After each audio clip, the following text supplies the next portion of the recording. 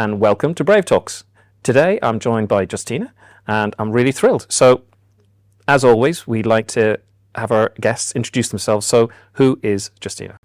Well, thank you so much for having me on Brave Talks. I'm so excited. So my name's Justina Gillbert. I work for IBM and I'm a global and learning development leader. And really outside of that, I'd like to say that I'm really passionate about mental health and well-being. Outside of work, I'm also a mother of 2 boys. I love running and skiing and walking. And I've just tried open water swimming, which is very good for your mental health, apparently. I have a mad, crazy dog and a very, I think I'm saying a dog-like cat, if that's possible. So yeah, that's me. And how do the dog and cat get on? Fine.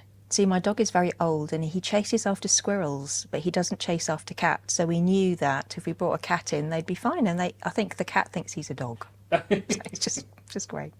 So we're talking about burnout today, Yep. and it's a very serious topic, really. So what made you want to discuss it today and kind of share both your experiences and some of the things you've seen? Yeah, I think it's a really great question. The reason why, I think I'm like a recovering alcoholic. You know, one of those people that gets through the other side and says, actually, you know what, I really want to talk about the benefits. And that's why I came out of the burnout experience. And I'm pleased to say I'm in, a lot better place for it. I've learned a lot from it. So I really want to get to the point where if I can just mention or remind people of one thing that they can do to help themselves to avoid them getting to the same situation I got, then that's job done for me. So I'm very passionate about talking about it. What are the warning signs? What should people look out for? I should say I'm not a medical professional, so I'm sharing my personal experiences here. So I think for me, when I've been reflecting on this, I've been sharing quite a lot of blogs around this on LinkedIn as well. It probably started many years ago. It's kind of a way of working for me. And I think the signs from a few years before I finally put my hand up and said, whoa, something's going to happen, were probably around, lack of sleep and just feeling genuinely anxious all the time, not being able to settle at all. So always feeling like you have to be kind of always on.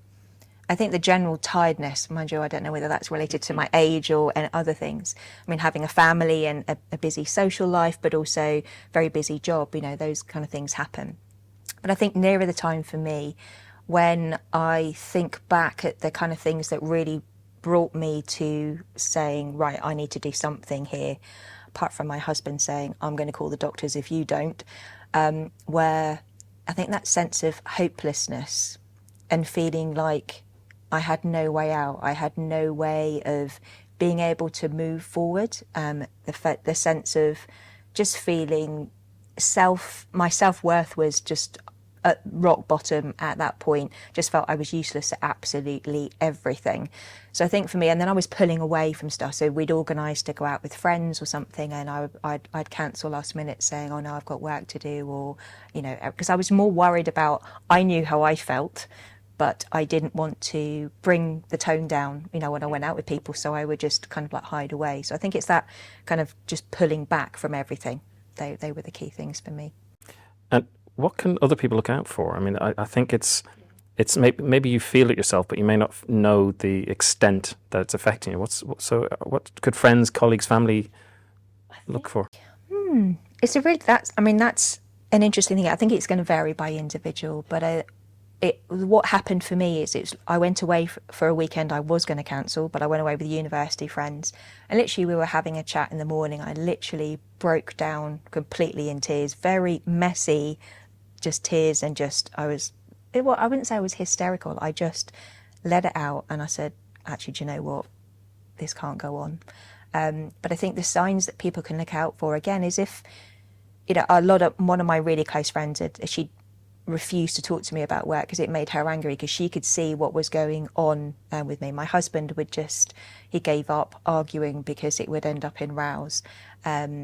So, people used to say to me, oh, Justina, you need to leave the office, you need to do this, you need to do that. And you'd hear it and you'd know, but you wouldn't do anything about it, because of course you just got to keep going, because you've just got to keep going. You're on this hamster wheel. So I think looking out for people pulling back, people saying they're fine, but you're not noticing that they're fine. maybe changes in tone and generally looking ill. You may not. Mental health is not a physical thing. So if you've broken your arm, you can't see it, but you can probably tell in people's faces after a while when they're saying you're fine. You can, if you know them well enough, you can spot some of the signs. So I think that's the things to look out for. And I think that very much from a management perspective as well, is just having that connection and understanding your team more means that you can spot these kind of warning signs, I think. So what do you think organisations can do more of to kind of help with this?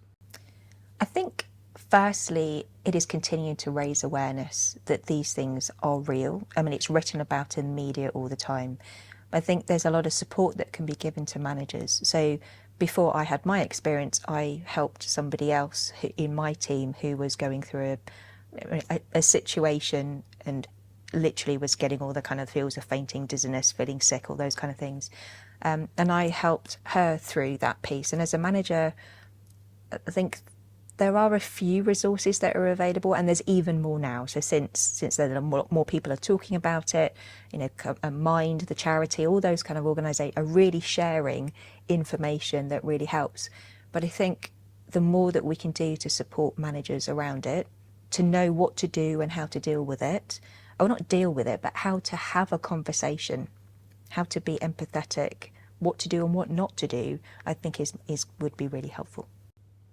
And I think the change at the moment is there's more on this topic and there's more conversations, which is healthy. I think that in itself, the more we talk about it, the stigma is taken away and there's more openness about it. But people kind of see the job and say, "That's my job. I'm just got to do it." It's very stressful. I've just got a difficult job, and they just put all of this pressure on themselves. How can we help them work through that and not be so harmful? Or have you seen other examples of that where people are putting excuses on where actually you can see them kind of degrading into this burnout? It is the word expectations is a really key one to pull out, because I think we are often our own worst enemies, and that's been said a lot, but we often put pressure on ourselves because we think that other people have high expectations of us. They'll expect me to do this. They expect me to be online 24/7. They expect me to respond to that email within 24 seconds. And those expectations, I think, often we put on ourselves. I know for my example, mine was very much I have very high expectations of myself. If I don't feel that I'm meeting it, then I beat myself up. I think a lot of people do that to themselves. So I think first thing I would always say to people is just to be kind to yourself, because if you're not kind to yourself, no one else is going to be, because you need to show that empathy to yourself as well. I think that's just so important. No, absolutely. And the direct impact to most businesses is this loss of key resources, key people that know all this great stuff, and they're just pushed into this. And I find it interesting that you mentioned about the kind of almost punishing yourself or being hard on yourself. What do you think drives that? And I know we could spend all day talking about it, but generally speaking, I think, or is the workplace kind of instances that kind of have impacted that? God, there's so many ways that we could go with that, as you said, that conversation. I think for me, and it links back into your previous question about what businesses can do and what individuals can do, I think a lot is said around you need to look after your well-being.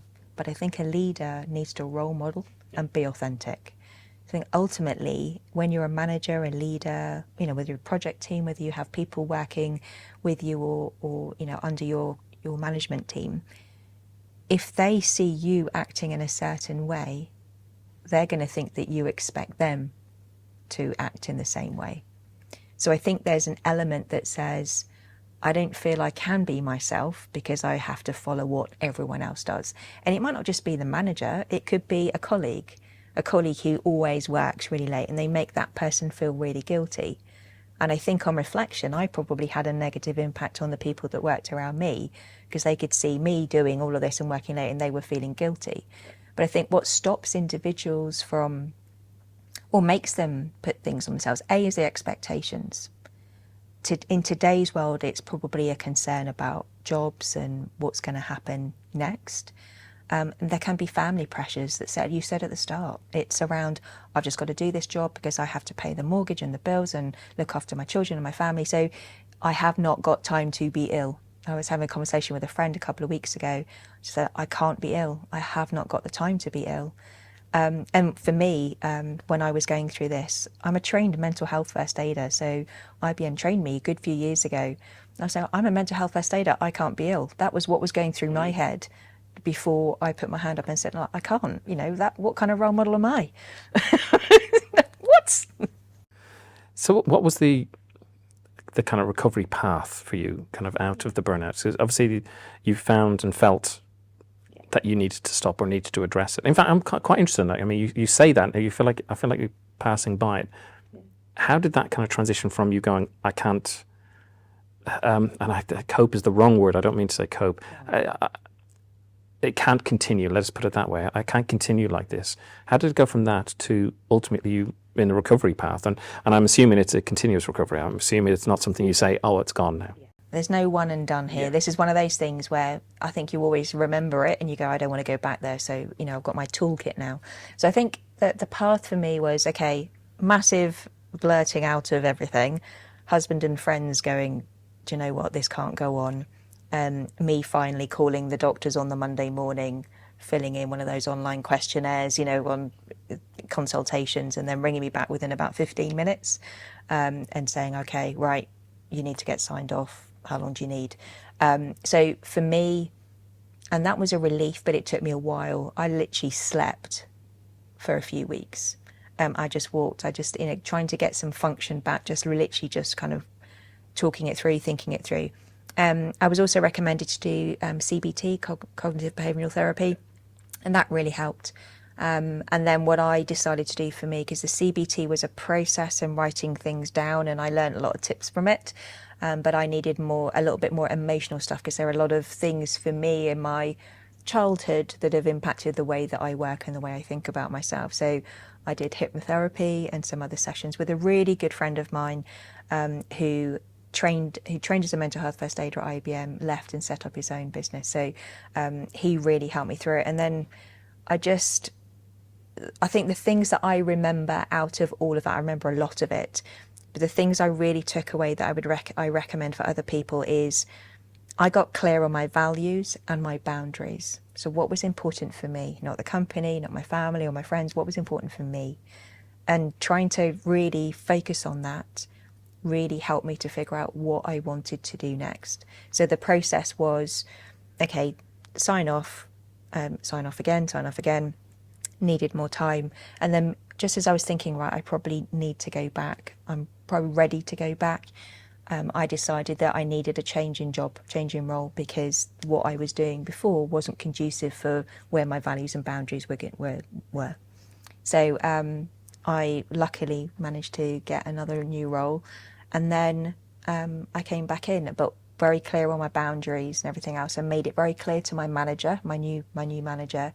And equally, I started talking to people about it. I came back that determination to share things with people. So that's what I do. And now, for me, what I find more cathartic is writing it down, like things on Mental Health Awareness Week or those kind of days, sharing my story with others, writing resilience materials and sharing that with people around the world, just trying to create awareness. So for me, being able to talk about it is great. But equally, I have days where it's not good. And I go back to thinking, okay, I don't want to go back to where I was. What's in my toolkit? What do I need? And what's going to help me? So I'm not perfect. And as my friend said to me, we are all perfectly imperfect. Well, you used an example earlier, so a recovering alcoholic. That never ends. Yeah. It's an alcoholic for life. And I think this is something maybe we need to learn more of and be more comfortable with as organizations, as managers, as co-workers, as friends, as family, that just because we've passed maybe a peak, it doesn't mean it's ended, and be supportive of each other and ourselves as well. And I really like that you said that we should be kind to ourselves, we should be mindful. Setting the boundaries, how well did that go? And because I'm really interested in that, because I really like that as a tool, and the toolkit mentioning as well, having a toolkit and going into that toolkit. Talking to the company and talking to your manager Did it go well, setting those boundaries? Has it been accepted? Was there challenges with that? I've changed managers as well, and I have said no to things. In a global role, we often get asked to do weird and wonderful calls at all times of the night, and sometimes I'm willing to do that, but other times I'll say, actually, do you know what, can we space this out, or try and find someone else that can help. So it's not always in feeling comfortable saying no, but I'm also trying to find a solution. So it was received well. I think that the thing that I would also invite managers and leaders to do is not to write the person off. Yeah. That was one of my biggest fears coming back. So going out, I felt like I was a failure. And that fear of failure was really deep rooted. And coming back, worrying about what people would think of me because I'd taken that time out, and that stigma, would it still be there? I've not found that at all. Managers have been really welcoming and really supportive coming back. And I really want people to ensure that they don't treat people differently when they come back. So should an individual need support when they come back? Absolutely, they're going to be individual. But for some people, it is a blip, a moment in time. Don't write them off. Make sure that you discuss with them what they want and what would help them at a particular period of time. Because my fear was always that people would write me off and not offer me any other opportunities or not consider me for projects. That's not been the case so far, but I will continue to remind them.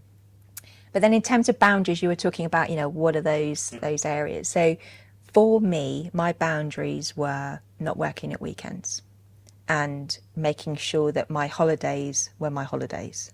Because for years prior to that, I've always been contactable, always checking my emails every single day, responding to them, everything else.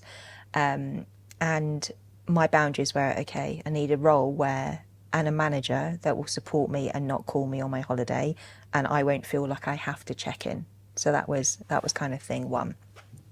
My other boundary was kind of like hours and calls and sort of setting the times that I would be willing to do calls at. So making sure that I had the time to go for a walk with the dog, go for a run or whatever else, and I would manage my diary and my calendar, and they were the boundaries that I was really, really keen on. So as you can probably tell, it's more around that workload. Some of it was me that I needed to control myself, but also feeling I had that supportive environment around me to make sure that other people could step in where needed. So they were my key ones. It's really nice to hear that, and I really like the thought of the setting boundaries and setting expectations on both sides, because I think in the past the tradition was that the employer would set the expectations. Yeah. This is what the role is, and this is what I'm expecting. Yeah. And I get that, because obviously paying salary and all of this, but the world is a lot more complicated and it's more visible. I'm not saying it's more complicated than it used to be, but it's much more visible. Absolutely. There's parental care, an aging population, and people looking after their parents or sick family members, or it gets more complicated, or just children or partners, or there's so many things that we don't necessarily know about. So I think having that understanding both ways is healthy. It's healthy for you to understand what the company's expecting, but equally they have to know and the boundaries, like the weekends and working late. I think that's fair to say, in my circumstances, I'm not able to. Exactly. Or even I don't want to. Or I don't want to. I don't want to. It's just, I think there's an element of flexibility that I think most companies have got their head around. And not that wasn't there before, but I think it's a partnership, the employer and the employee. It's not all on one or all on the other. Of course, there are expectations. You have to be able to deliver your role. And of course, earlier on this year, we ran a massive program of a series of events and summits around the world, virtually. And it meant you had to work all these different times, but we divided it between us, and what I knew is that there was an end in sight, and that I would get a bit of a break, but I would be able to go, right, we're not operating at this level, I can go back down a little and have a more realistic way of working. So, that was a conscious decision, a business need, and we tried to calm it down afterwards. And I think that what you've just said there is a really interesting way of clearly stating it. Yeah. There are times when it's going to be challenging. It's times when it's going to be really busy, and it's going to be weekend work, and it might be late, but it's not the norm. And I think if it's not all the time, then we kind of adapt to it, and we want to do it as well, because you've got a deliverable, you have a timeline. I have to get it done by Monday. We all work together, and it's collaborative. Then it's actually quite energizing, but if it was every day, every week, then that's just not acceptable. No, exactly. So levels of stress, I mean, stress can be good and positive to give you that oomph to get something done. And if you're a student and doing, exams at this time, the cramming, the revision, there'll be an element of stress there. But when it is at that constant high level, that has an impact on your mind and your body. And there's only so long that people can do it. I know there are some superhuman people that only need 3 hours sleep, but that's not me. Just thinking if there's any kind of final message that you would have for people that might be in the midst of this, struggling with this, not sure either way, is there anything you could say to help them or guide them? Or Oh boy, yeah. I would, if just one person can listen to this and say, oh, I can relate to that, first thing is to be kind to yourself and go ask for help. Put your hand up and say, you know what, I need help, because you're not going to be a failure. This is the right thing and you owe it to yourself to do it. And I guess the second thing that I would say would be give yourself the time and space that you need to make the change that is going to help you to find the tools and techniques to deal with the stresses and strains of daily life, or to make some tweaks and changes to what or how you do things in order to give yourself a bit more of a break. And the final thing is just, if you don't want to listen to me about that, or I would just relate it to the analogy of what they use on a flight on a plane. So when they do the security briefing at the start before you take off, they say, put your face mask on first before you help others. It's exactly the same thing with your mental health and well-being. Look after yourself first, and then you can help others. And that is a lovely message to finish on. So, Justina, thank you so much. You're It's been lovely to chat to you, and I think there's been some amazing points and topics that is going to help a lot of people. So thank you. Great, thank you. And thank you for joining us on Brave Talks, and we hope to see you in the future.